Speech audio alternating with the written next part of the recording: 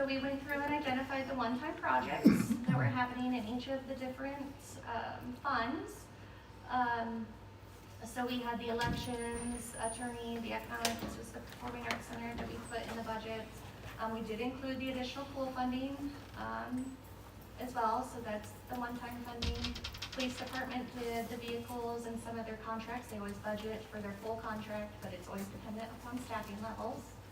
And some other one-time, again, the general plan update and the planning consultant, and then the St. Francis abatement, we budgeted the $500,000. Streets, we did an additional transfer over there. So all those one-time expenses equaled 1.7 million, and our deficit was 1.8, leaving us with an operational budget of only about 80,000. Now these don't take into effect some of the salary savings that might be happening for some of these projects. Such as like the finishing up of the Southeast Gateway, all the ARPA projects, the baseball museum, fire trucks, some of those salary costs that will be associated with completing those projects. So we're confident that we'll be able to make up that 80,000 difference as the year progresses as we direct bill to those projects. Let's see.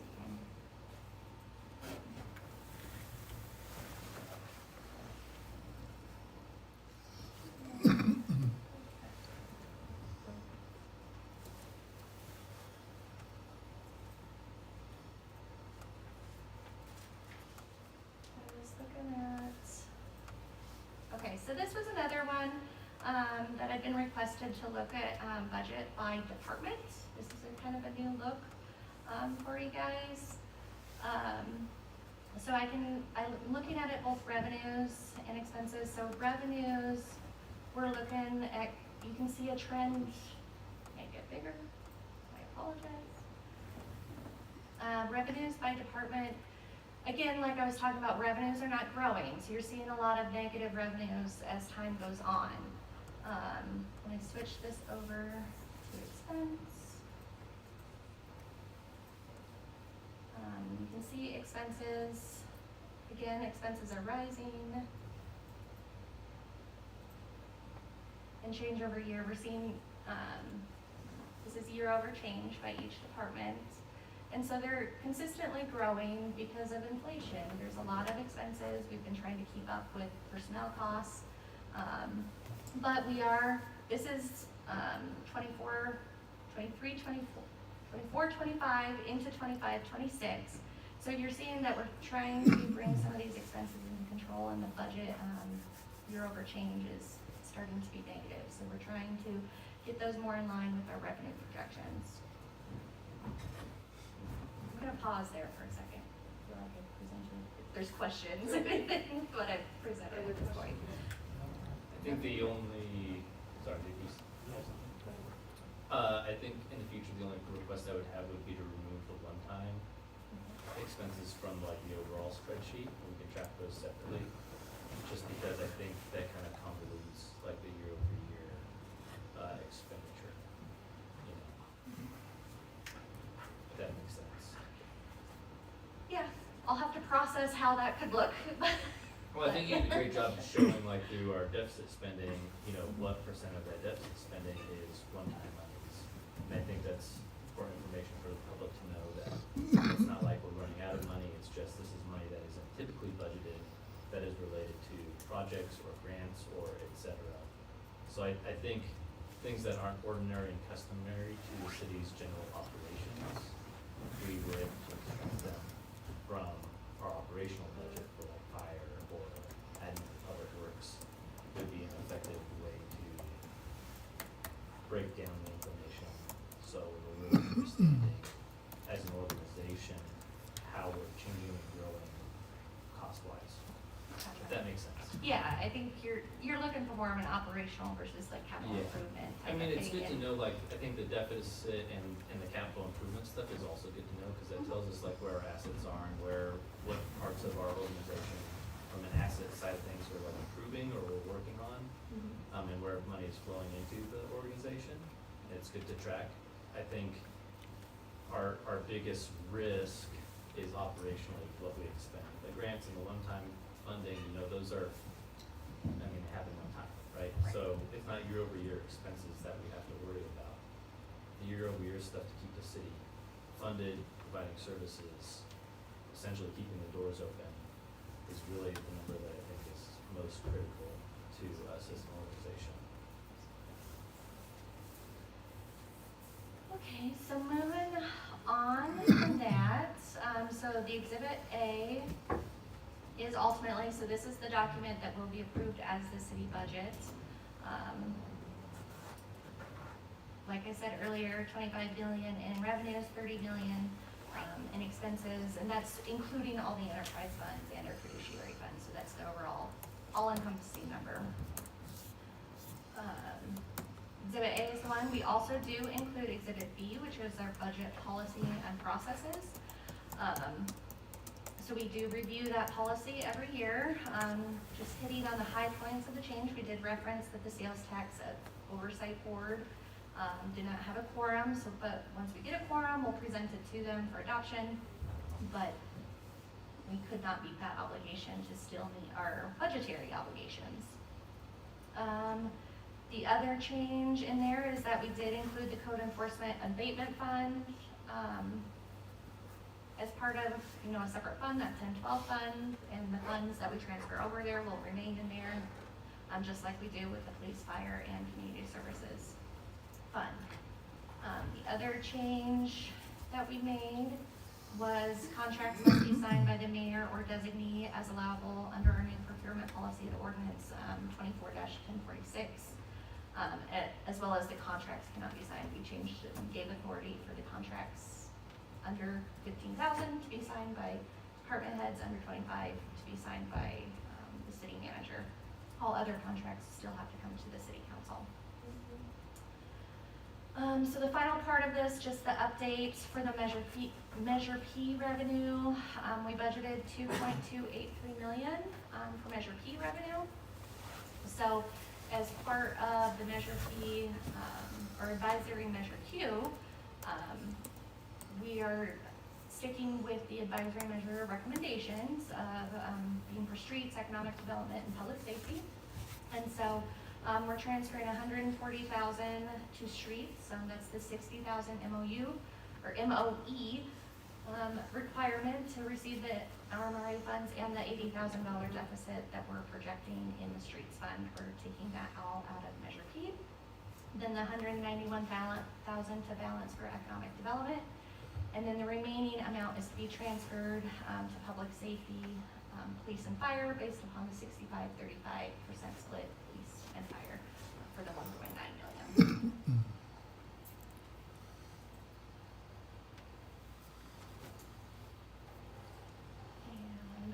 This is the actual STOB report that would be presented. So this is just strictly, again, Measure P funding that we allocate out. When we first initially received it, we analyzed all the historical expenditures by police and fire. Generally, fire constituted for 35% of our public safety spending, police was 65%, so we've maintained that allocation throughout the year. Like I just mentioned, in the budget policy, at 191 and 140 going to economic development and streets. So ultimately, the police transfer for Measure P would be 1.2 million, and the fire transfer would be 682,000, leaving zero unbudgeted Measure P funds. Let's see. So just to give a baseline for that 65-35, looking at the past 3 years of actual expenditures, police was at 63, fire was at 37, 69-31, and then we are creeping up to 72-28, which is part of the reason why we're seeking, police and fire was giving up a police officer and funding a firefighter. Like, that's bringing some of those things back into balance, because we were seeing that gap split, and we're trying to bring that back into balance.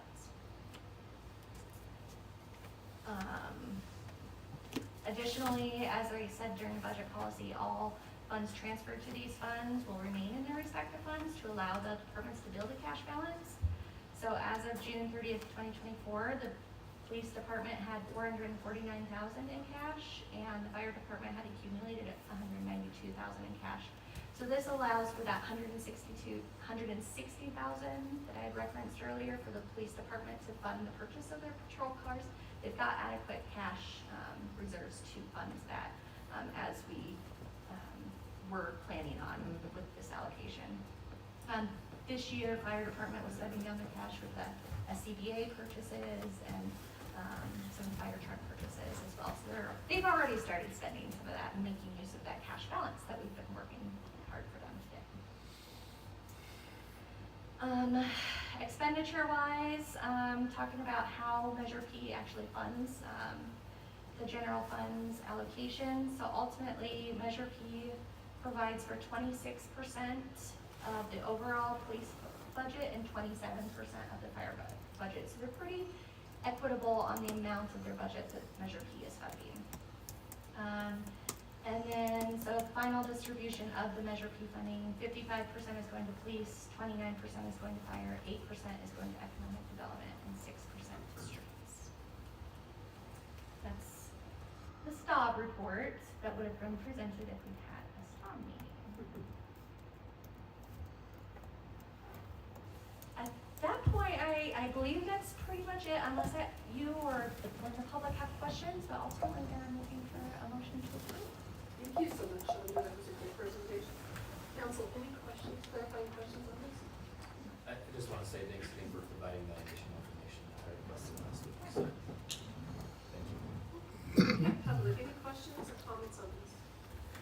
Okay. We have a motion to approve this. Motion to approve resolution number 25-6448. Am I reading that right? 25644. Second. A second? Okay. Motion and second. All those in favor? Aye. Opposed? Motion carries unanimously. Okay, item 9B. Item 9B is to consider resolution number 25-6441. And again, Shonda Drafts, our finance director, presenting. So this is the second part of the budget adoption process. We do have to establish an appropriations limitation for the year as stipulated in the California Constitution. So I'm going to read this because it's the requirement. The State of California Constitution, Article 13B and Government Code Section 7910 requires cities to establish appropriations for each budget year. In November of 1979, the voters of California approved Proposition 4 spending limitation. Beginning in FY 80-81, the proposition provides for limits to annual appropriations that are funded by proceeds of taxes for each fiscal year. Proposition 4 established in 1978-79 as the base fiscal year for computing the limitation. The tax limit may be adjusted each year for the percentage change in population plus the percentage change in per capita personal income for California, or the percentage change in local assessment roll due to the addition of local non-residential new construction. The city reserves the right to amend the limit if it is determined that the percentage change in the local assessment roll due to the addition of non-residential new construction is greater than the percentage change in PCPI. The amount determined to be the appropriation limit for FY 25-26 was computed using the information provided by the State of California Department of Finance as follows. Our appropriation did increase this year. So our appropriation limit for 24-25 was $14,466,013. So our change in population from January 24 to 25 was 1.9%. We saw an increase this year. The year prior, it was a decrease. So that increased our appropriation limit by $274,000. Then we did see a change in per capita personal income. Again, that number was positive from 23-24 of 6.44%. So that brings our appropriation limit of for 25-26 up to $15,691,080, and our general fund amount was well below that 15 million. It was more in the 12 million range, so we're well below our appropriation. So we are required to operate with an adopted budget and an appropriation limit. So I'm looking for a motion to approve resolution number 25-641, establishing the appropriation limit. Thank you. Okay, council, clarifying questions on this?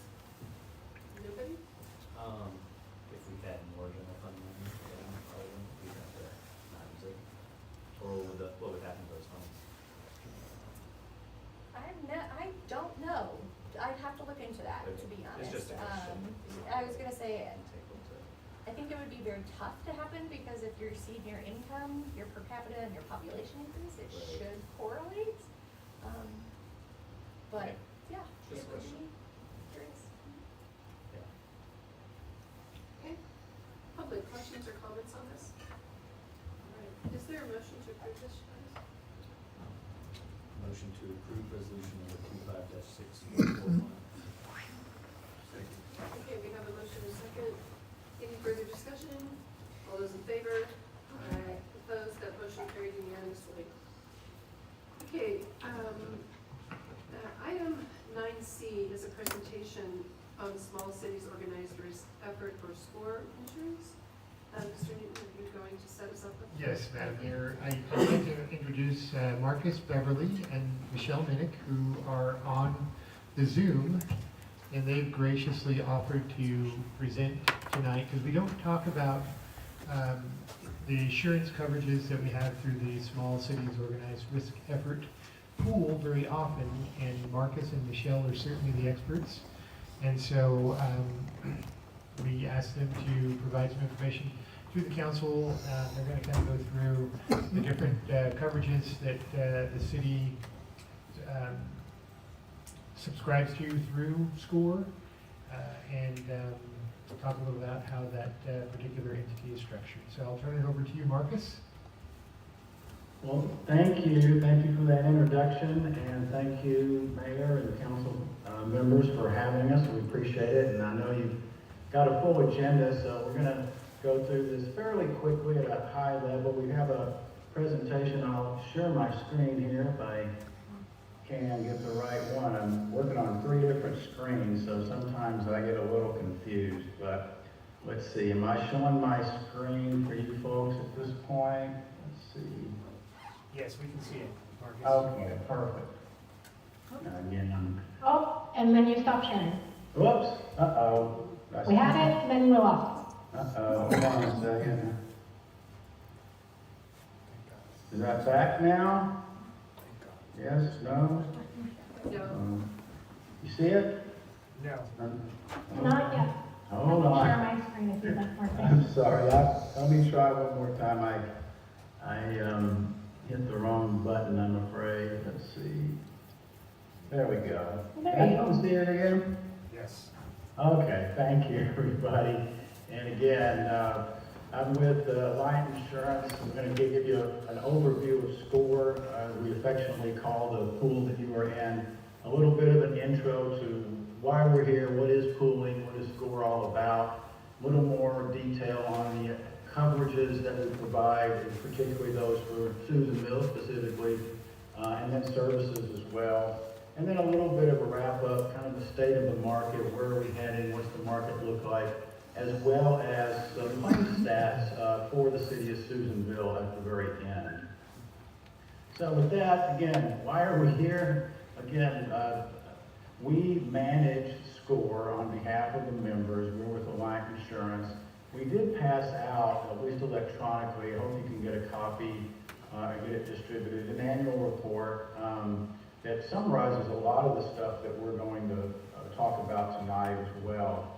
But our mission is very similar to Susanville's and most of our cities as well. Protect your resources, member resources, by stabilizing costs. That's a big part of what we try to do, is smooth out the rough edges, if you will, and I'll show you what that means.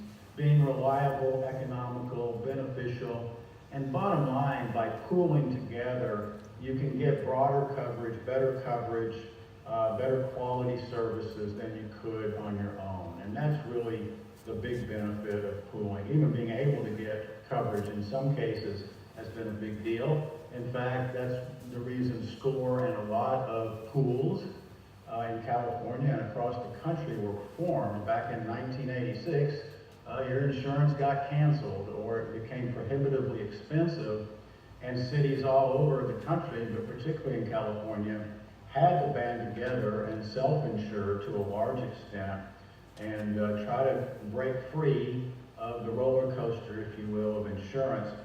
We still do rely on insurance, but at a very high level. We are mostly self-insured. So when you think about, you know, the city's insurance, quote unquote, especially for property and liability and workers' comp, I'll show you, you mostly don't have insurance for that. And here's the membership, 17 cities, mostly in what we call the real Northern California. When people talk about Northern California, I say, you don't really start until you hit Redding when you're talking about the score in particular. But you're one of the founding members, all fairly small cities, all in far Northern California. So you have a lot in common. And that's a big part of the partnership that you have, the benefit that you have. You're able to share resources, share ideas, and we help by helping to serve as your risk management advisors, risk management outsource partners, if you will. Again, why do you have to have pools? Liability, particularly California, any public safety, you just can't buy coverage in the private insurance market for any reasonable cost or reasonable deductible. If you were to go out on your own, it would be much, much higher than what you're able to afford through SCORE. Same with workers' comp. Again, fire, police in particular, high-risk occupations. Property risk, you know, at one time it was fairly benign, but with all the wildfire concerns, that has really taken off.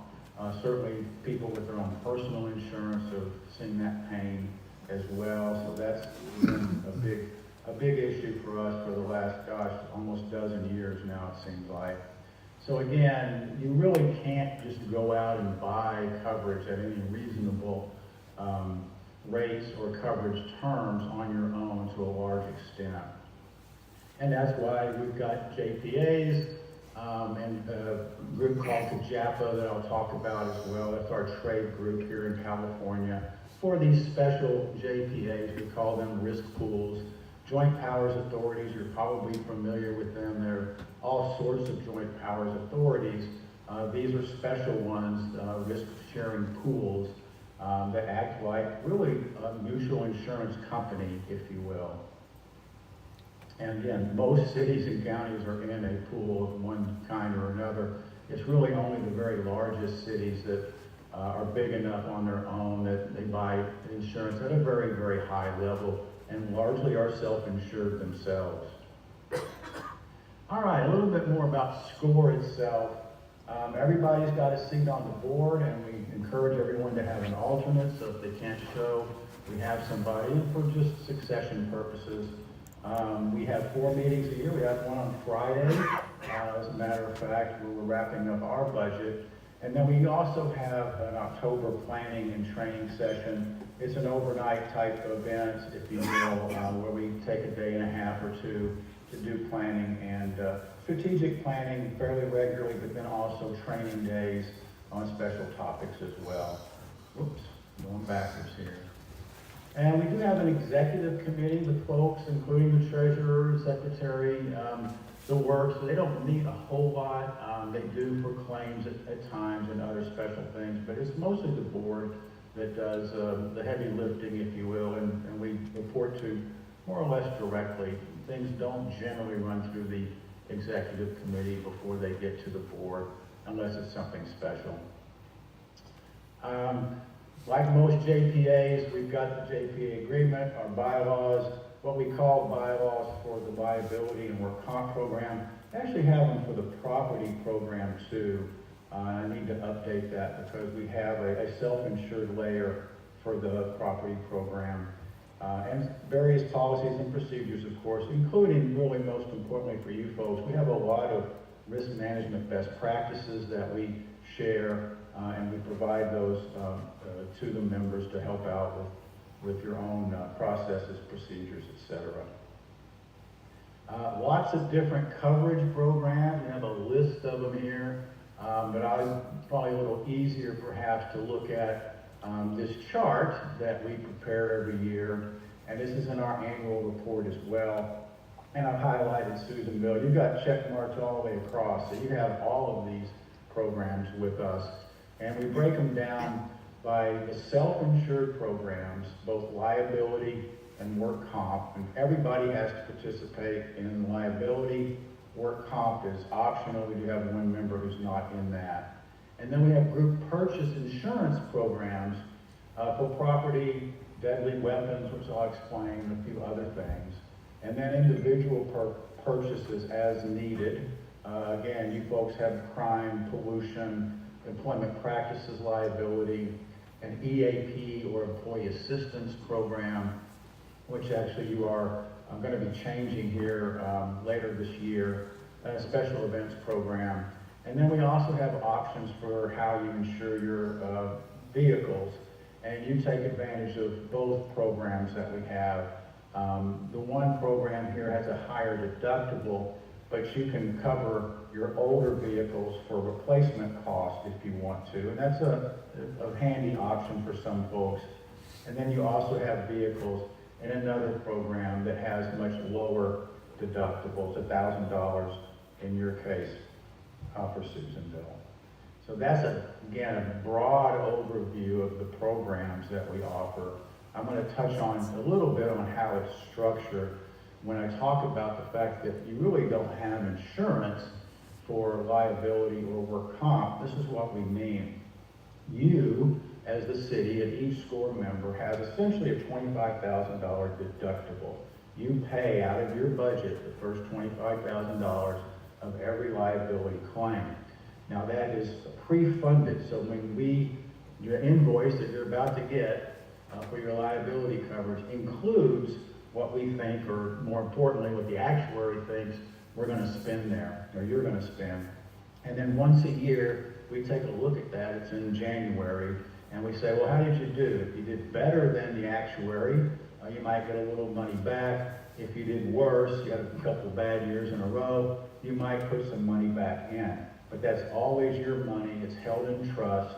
So as we pay claims, if we pay claims on your behalf throughout the year, we don't send you an invoice or anything like that. It's already been pre-funded. And then again, we just true it up once a year.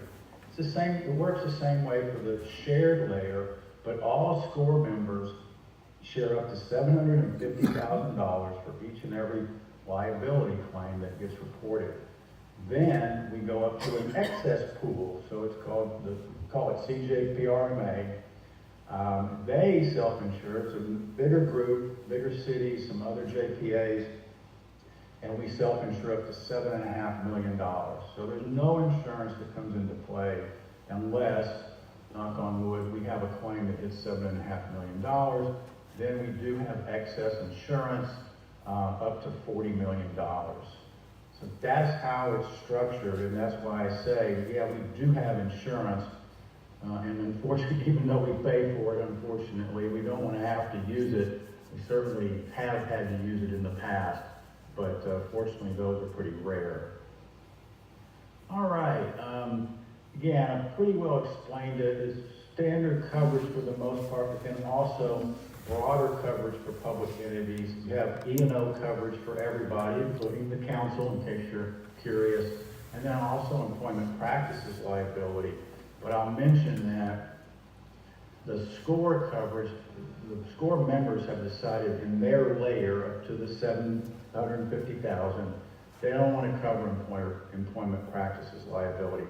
Wrongful termination, sexual harassment, those kinds of claims, discrimination, unlawful discrimination, violation of civil rights arising from employment.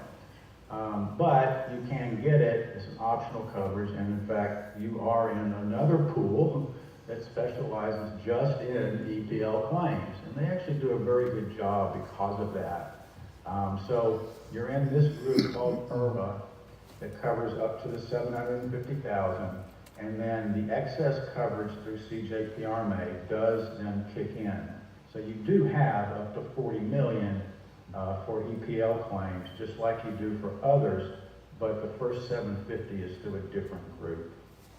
And we do have 2 or 3 members who aren't in IRMA, and I keep encouraging them to join, because it's well worth it. You get your money's worth out of that program. All right. The work comp program works very similar. Similarly, you have a $25,000 banking layer. The SCORE members, however, only share up to $250 in the work comp. And then from there, yes, we go to another excess pool called WOX, and they specialize just in work comp, and they do a pretty good job as well. We're pretty happy with them overall. We self-insure with that bigger group up to $5 million. And then from there, yes, we do have excess insurance from $5 million up to what's called statutory limits, which essentially is unlimited. It's whatever the state says you have to pay for a work comp claim.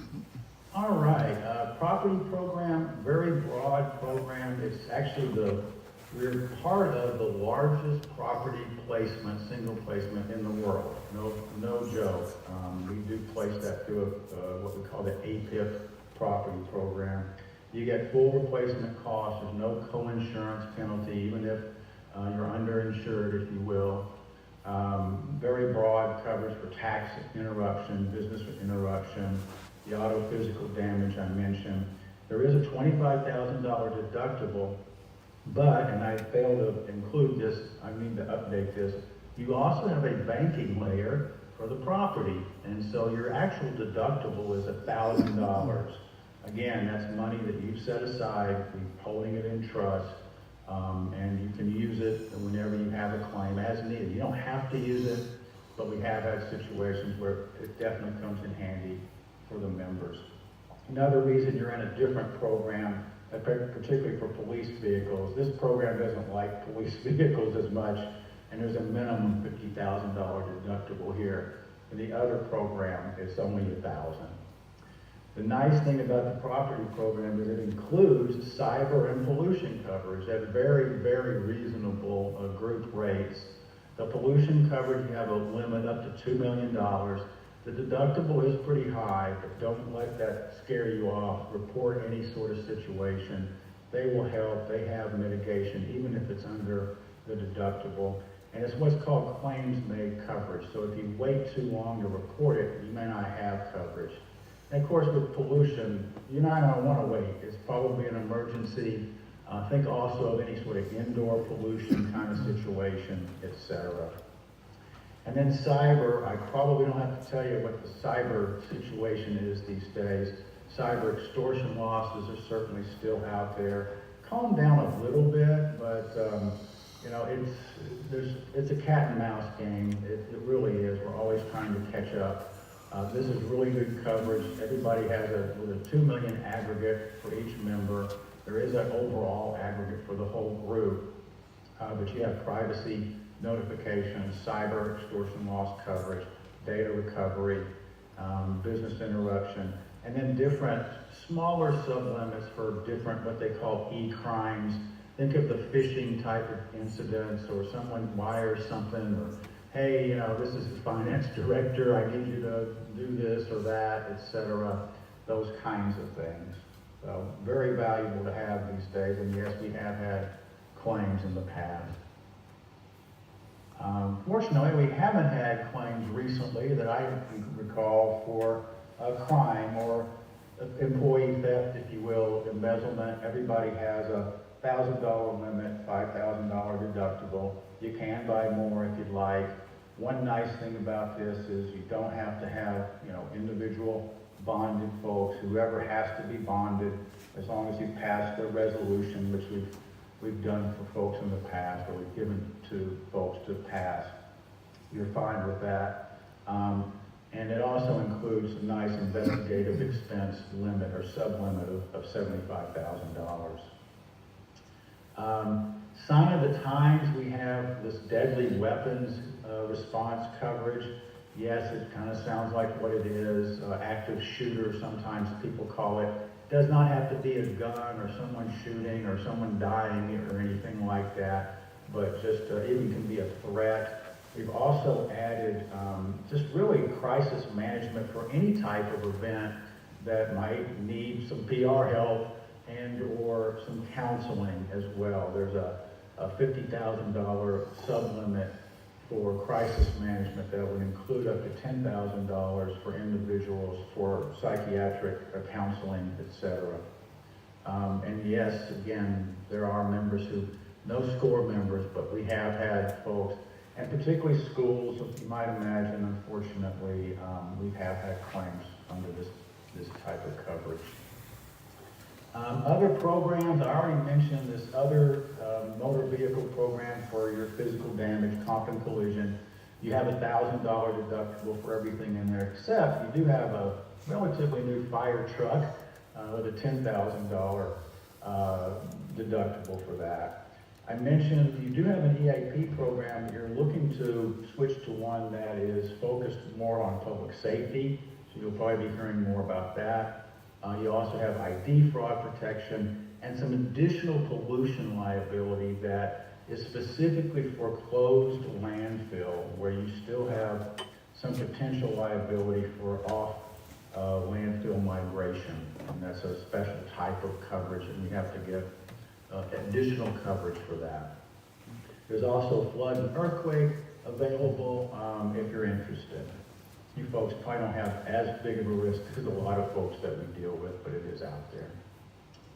All right, I know I went through it pretty quickly, and I'm going to have Michelle take over to talk a bit about the services that we offer, and again, at a pretty high level. So go ahead, Michelle. Yeah, definitely. I'll just hop in. I thank you guys for taking some time to kind of review some of this stuff with us. So for the program services that we have and offer, as we mentioned previously, Alliant, which is Marcus and I, we are your program administrator for the SCORE JPA. We also act as the broker, so we help to actually place insurance policies on behalf of the SCORE members and the underlying members as well. You may or may not be familiar with the George Hills team. They are our liability claims administrators, so they are our boots on the ground when those liabilities claims come in to the city level. They are doing great work, and we do appreciate that. Intercare, you might be familiar with as a workers' compensation claims administrator. They do provide, again, claims administration services for workers' compensation claims specifically. Other vendors that provide services, DKF Solutions, you may be familiar. They perform some risk control services for us. Bit-More Actuarial is the actuary who actually performs the calculations for the SCORE budget annually. Gilbert and Associates, you may be more familiar with their finance department, as they are the accounting firm that does accounting for SCORE, so they are the ones who send out the invoices that you'll be, I'm sure, very excited to receive in the next couple of months here. We also have Mason Associates. They're our financial auditor, and they're getting started for the financial audit of the 24-25 period. And then there's some other additional service providers, such as through IRMA, for example, the Lieber Cassidy Whitmore provides services for employment, as well as an employment hotline for any legal advice as well. Moving on to the next page, JP administration. This is a little bit more coordinated towards, directed towards the coordination of the SCORE JP itself. We help to prepare those agendas that are very meaty and provide lots of information. We also help maintain the policy and procedures for the SCORE JP as well. We do prepare this annual budget that you guys will be seeing Friday at the SCORE board meeting, which does include the program deposits and premiums for all the insurance policies that the city participates in. We also issue, modify, and maintain the memorandums of coverage. Those also get sent out right at the beginning of the year for liability and for workers' compensation. We are responsible for maintaining all of SCORE documents, so they are in safe hands with us. We do maintain them on an online database called Alliant Connect. So if anyone needs access to that system or is looking for a specific policy, we have the ability to get you guys set up with access to that. We also provide some risk management services. I think the one that most people like to rely on us for is the contract review of the insurance requirements. So if you have any agreements that you're considering or you haven't quite finalized yet, but you're still looking for a little bit of advice, Marcus and I are here and happy to help review those contracts and agreements for you folks. On the next page, you'll get in the claims administration, and this gives you a little bit more about what those teams do. The liability claims team for George Hills, they do the claims and litigation management. They'll handle subrogation. They'll provide you with your monthly loss run and any creation of any loss reports that you might need at the city level. They handle the trust accounts, and then they handle claims reviews. So if you have any claims in question, you want to reach out to them, set up a claim review, happy to help assist with that. Similar to the workers' compensation side, similar claims administration, they do all the same, but it's a little bit more directed towards workers' compensation with a heavy emphasis on medical. So you'll see here medical case management, nurse rehab services, again, those loss runs, and also reports if needed, as well as the claims reviews. On the next one, this one is the risk control services for DKF Solutions. Your public works folks might be a little bit more familiar with the DKF staff. They are the ones who provide the tailgate training. They have an online database as well of some training that can be taken on demand, and they also do live training pretty frequently as well. The contact information for David Patzer and John Bell's training, they love to put it out here because as they like to say, there is no dumb question. So please do share their information. They're happy to help with any questions, even if it seems very simple. On the next one, we have some training services. So these are available options for your employees. Vector Solution offers a web-based training platform where your employees can either be assigned training to complete, or they can go on and actually self-assign and then complete those trainings at leisure. Flexipol provides police procedures and training bulletins for the police staffs. And then SCORE itself actually provides conference participation grants. So we offer $1,000 every year annually to each SCORE member to help offset any costs associated with attending conferences or training sessions, anything that's going to help get more knowledge into your city. We want to help encourage that. So we have $1,000 available there. And then we also have something called the Loss Control Grant Fund. So annually, based upon the premiums paid in your liability and your workers' compensation programs, you'll also be allocated an amount that we will set aside for the city to use those funds in an effort to help essentially reduce claims. So you might have recently seen, I think Susanville has done in the past, they've used this funding to help pay for body cam storage fees and things of that nature. So if you have any other questions, there's lots of resources available on the SCORE JPA website. We've listed the website here. I totally encourage you guys to go poke around. One of the things that I've been referencing people there is the insurance requirements and contracts. It's a document that we put together where essentially annually we get with the lawyers and we review what contractual language we feel is most appropriate for the contracts that you folks are seeing. We provide some contract language and also some exhibits that you guys can use to incorporate into your own agreements as well. So that's some fun resource that you guys can go find on the website. And the last one, as Marcus mentioned earlier in the presentation, was the CAJAPA Accredited with Excellence. CAJAPA is the Association of Joint Powers Authorities. This is a very large group of all of the joint powers authorities pretty much in the state of California. They provide not only guidance, and they also provide legislative assistance for any legislation that's heading that might affect JPAs as well. They provide some risk management and other fund services. And SCORE itself has actually been accredited with excellence since 2006 and has done so every year, 3 years annually. So the next one up is in 2026. I was going to say, Michelle loves the audits. They are very thorough. I call that sort of your good housekeeping seal of approval for pooling, if you will. If you even remember that reference anymore, I don't know. But thank you, Michelle. And we'll wrap up with a few things. I did want to just touch a little bit on the cost and allocation method. It is determined by the board. It is part of the bylaws.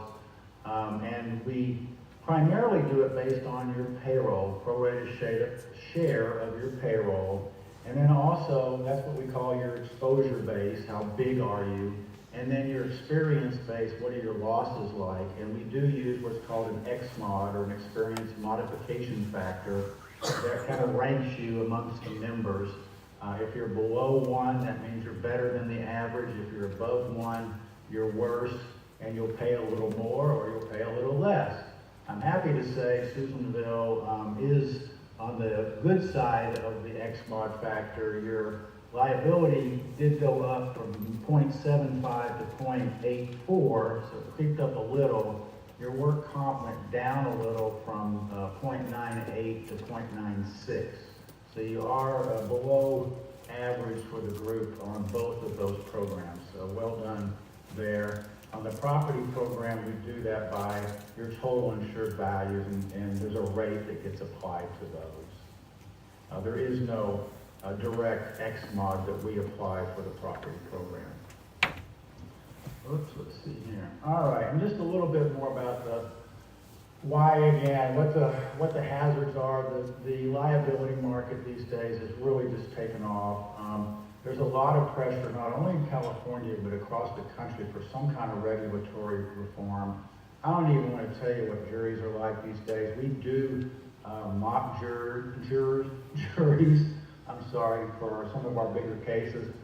And you don't want to hear what people say sometimes, or what they think about money and, you know, punishing people, etc., public entities, police. Not good, and we're really trying hard to turn that around.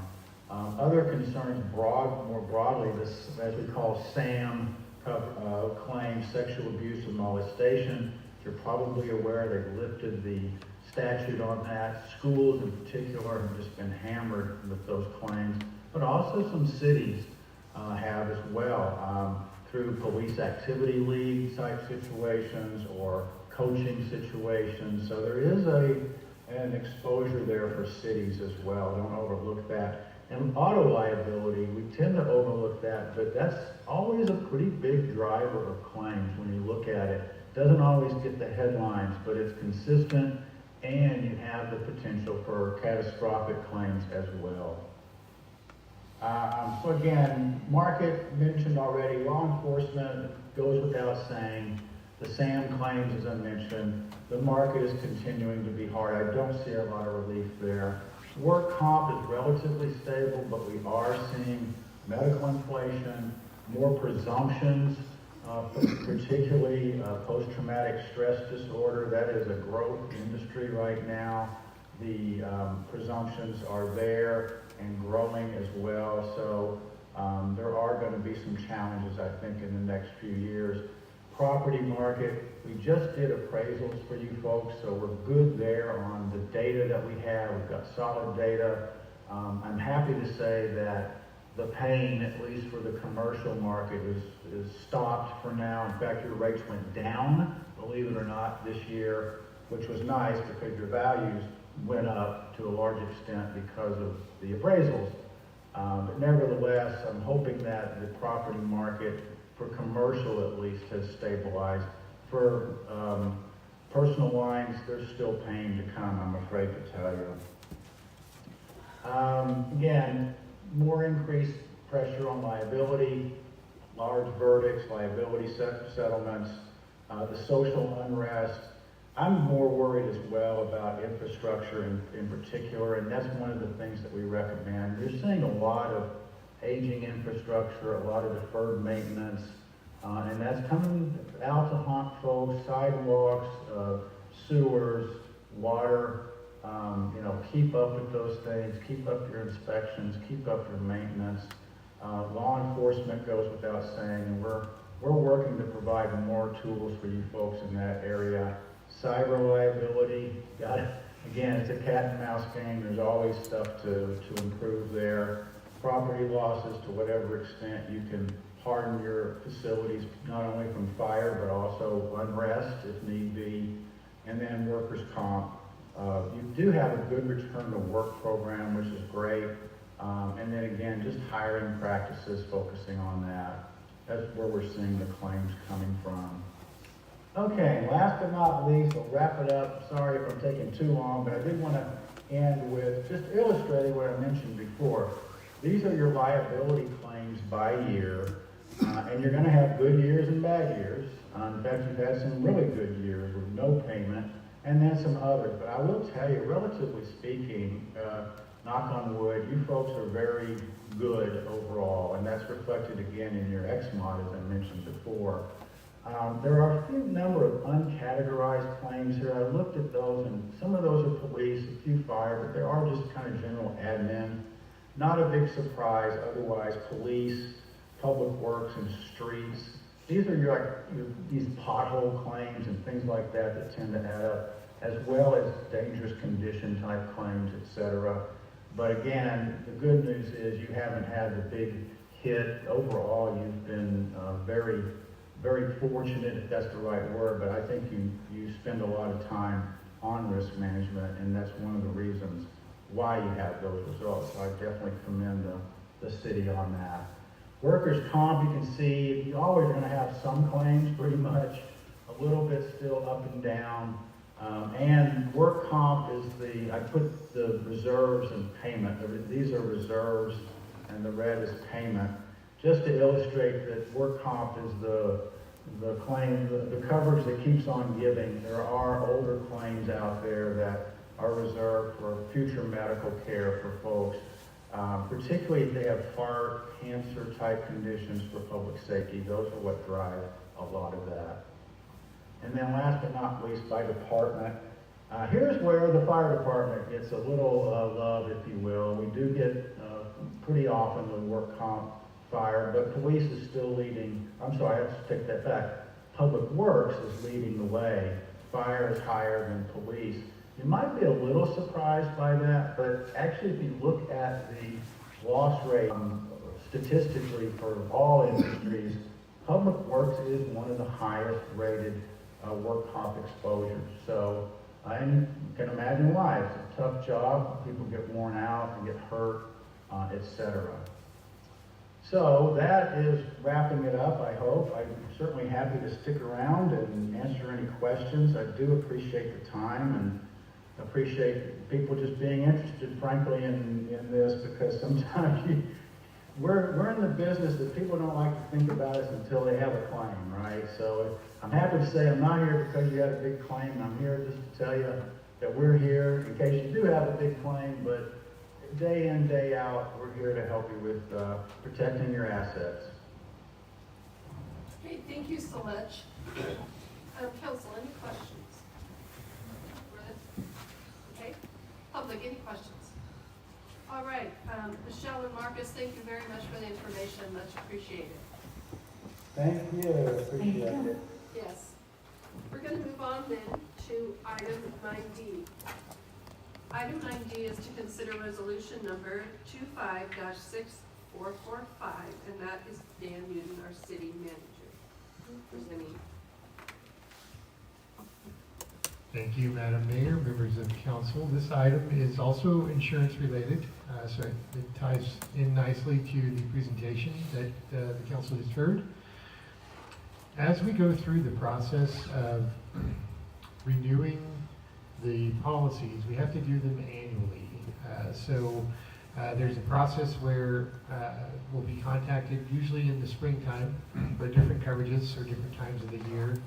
And there's a request to see if we want to renew the policy. And so we have to submit an application, so to speak, which is the renewal application. So what that does is it initiates a process where the insurance company is going to look at our application. They're going to provide us with the cost for that coverage for the upcoming year. And we often get those documents back, which are the coverage binding documents that are essentially contracts. And so looking at our newly revised purchasing policy and talking with our city attorney, we realized that these contracts really, some of them are over the $25,000 threshold that the city manager is authorized to sign. And so there's also a very quick turnaround time for these, because by the time we get the quote back, there's usually only 1 or 2 weeks where they ask us to commit to that coverage. And so we are in a situation where we haven't necessarily tested the market, because we're working through SCORE mostly, and we do have an economy of scale there. So they're very, I guess, boilerplate documents that are just need to be executed.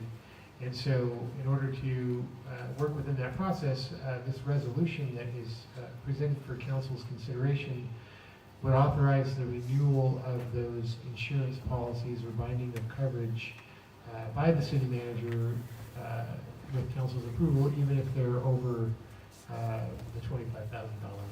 And so per our policy, any contracts that, are signed by either department heads or the city manager do come back to council as a report so that you know what's going on there. If we wanted to look at a different coverage or a different provider or carrier, we would be able to identify that early in the process. So when we get that request for an application, renewal application, we've done that in the past. Our city clerk has seen, say, an increase in our airport property insurance. We didn't used to have that coverage through SCORE. We got a notice that the premium was going up significantly, so we reached out and tested the market and see if we could get a better deal, and we were, in that case, able to.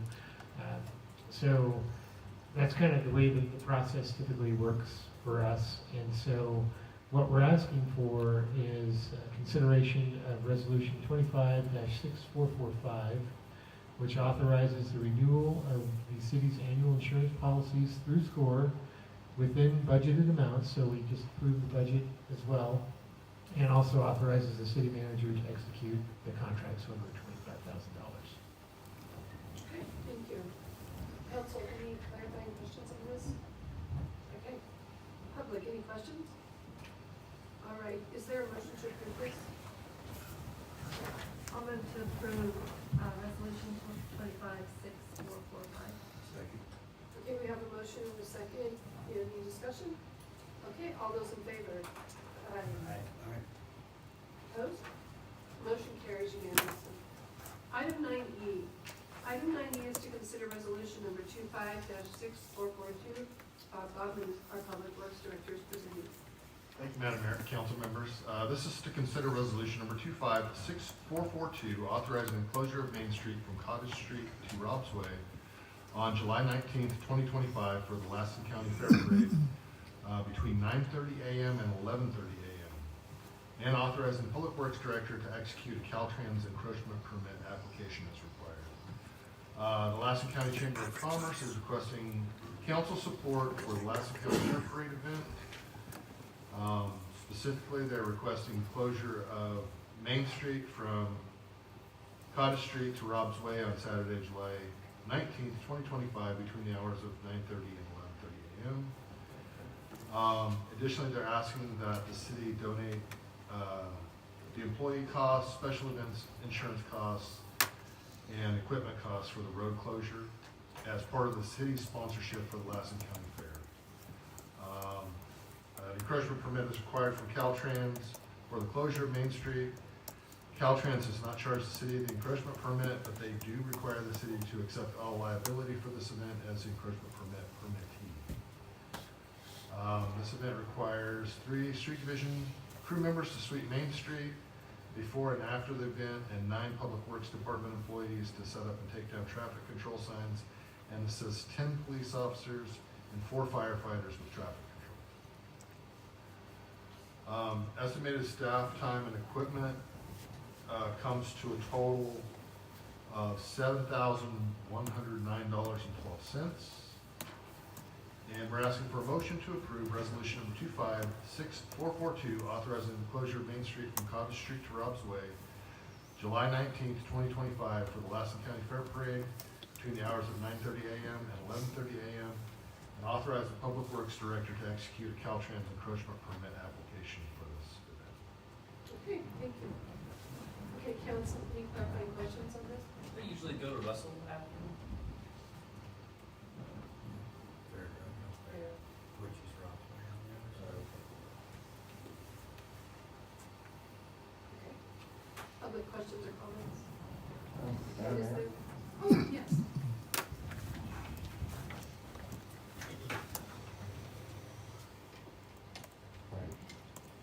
There, do I get it on? Oh, there I am. David Teeter, I'm here on behalf of the Lassen County Chamber of Commerce to thank the city for its efforts, in particular city staff. Without them, obviously, this wouldn't occur.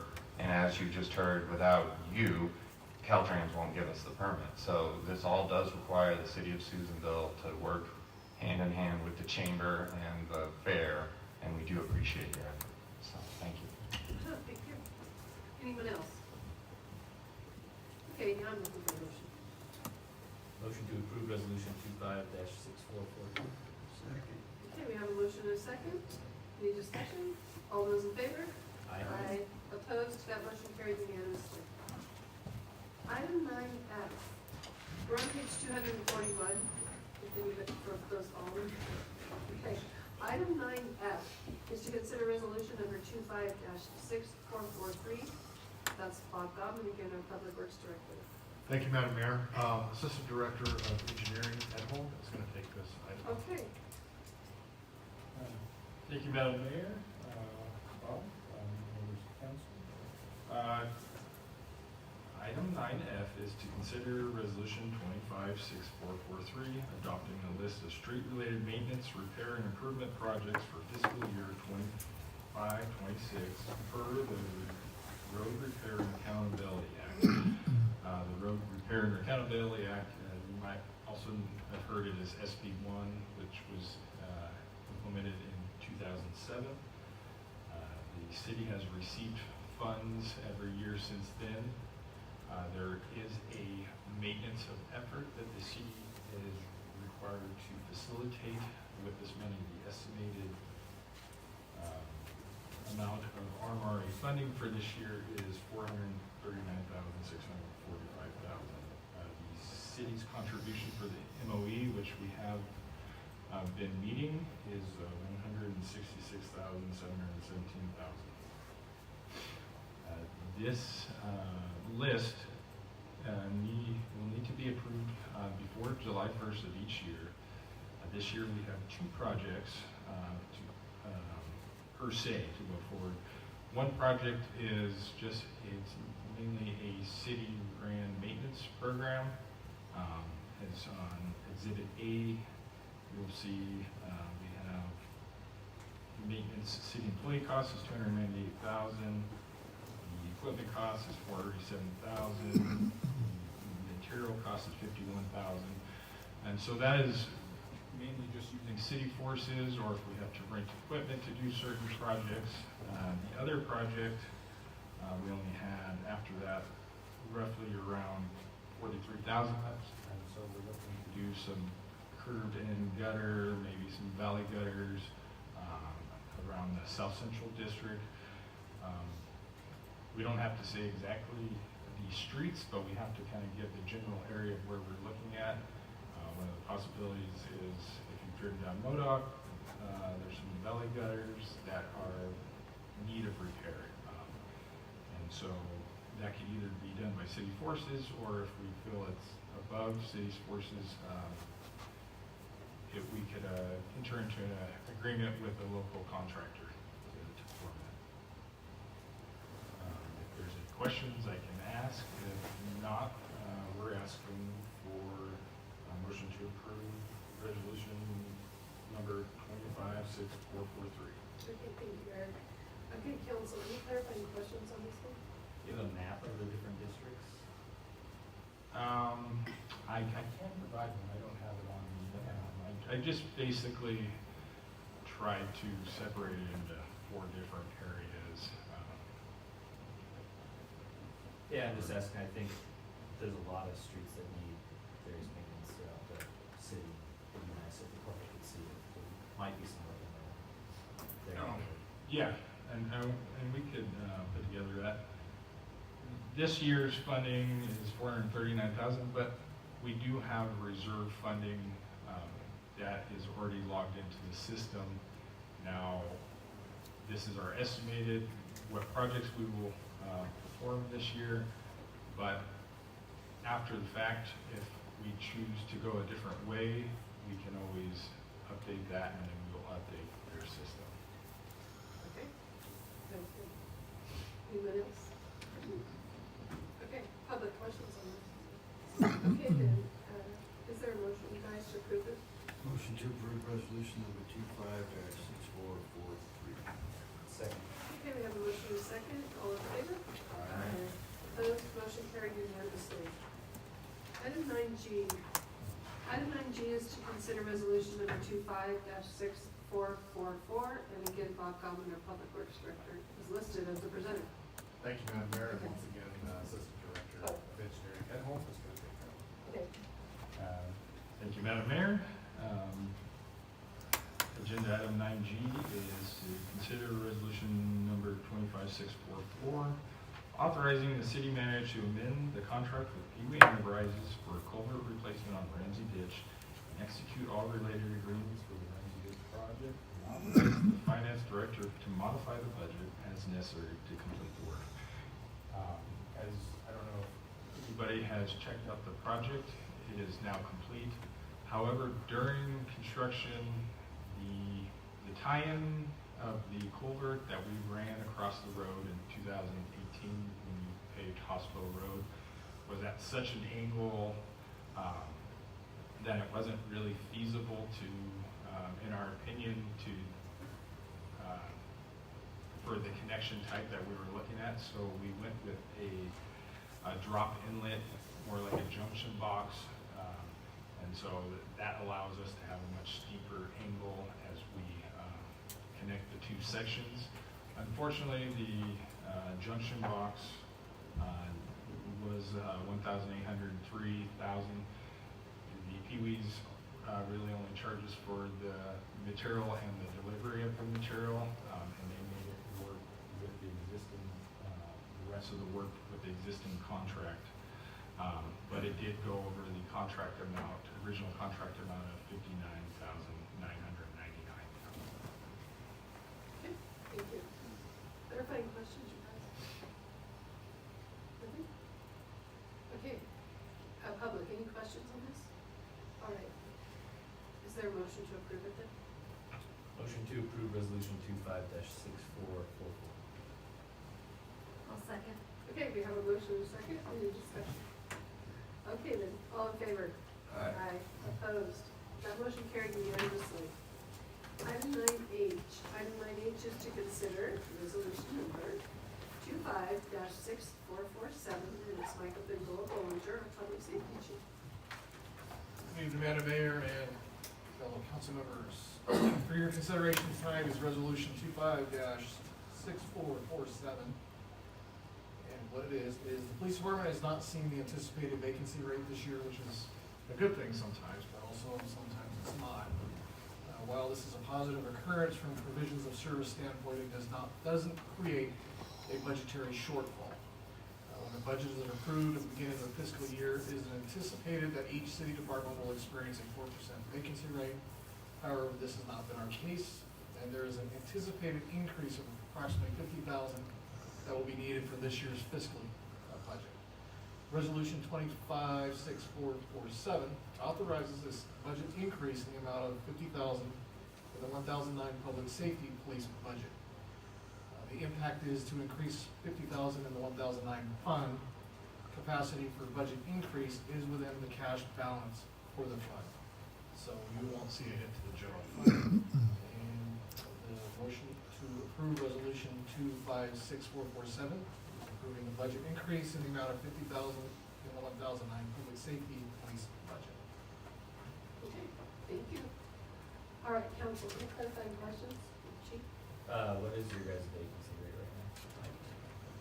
Overall, the dollar amount, No, just percentage. 4%. Okay. Oh, so right now it's, we were anticipating 104,000, but because we haven't had the vacancies.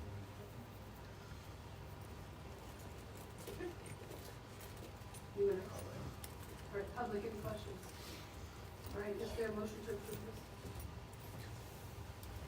Motion to approve resolution number 25-6447.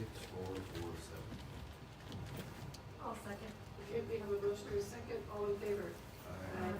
Opposed, motion carried unanimously. Let's move on to item 13A. Item 13A is department reports, and we are going to begin with Jolene Arnando, the deputy city manager, and we will end with our city manager, Mr. Newton. So Jolene, you are up. I'm gonna pass to Eric since he's a new face tonight. That's a good idea. Okay, Eric Benford. I guess the major one, I don't know if anybody has driven down Main Street in the last couple of days. Almost the entirety of the concrete is complete on South Gateway, and they've started to put the street lights up. And if you haven't, I would check. I haven't seen it at night yet. I believe they have probably 12 to 13 street lights up, and it completely changes the whole look of that stretch of street. So we hope to be paving the asphalt cuts for the curb and gutter on Friday. If not, it might be a few weeks before the paving crew can be back. But as of today, they should be buttoning up all the paving, and then there's just a few minor items, the benches to go in, and small things. But it looks a huge improvement. Wow. That's exciting.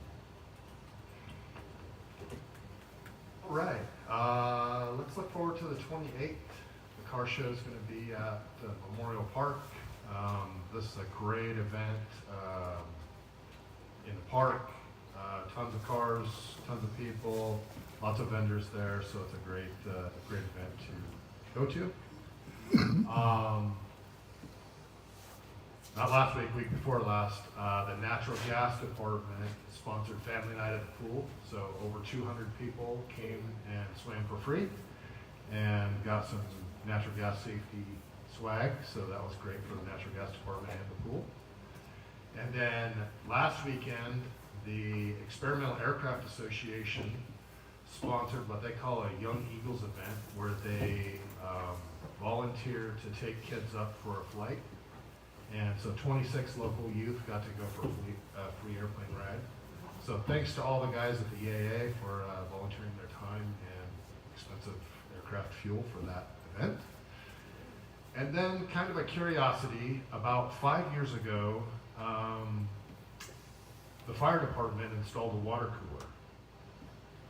And Public Works saw it, we really liked it, so we installed one too. And then about 2 or 3 years ago, we installed one here at City Hall. And the curiosity about these is they actually count how many of the small water bottles have been dispensed from those units. And so I went around this afternoon and checked out, and it's 53,996 bottles of water have been saved by those machines, so that's pretty awesome. Wow.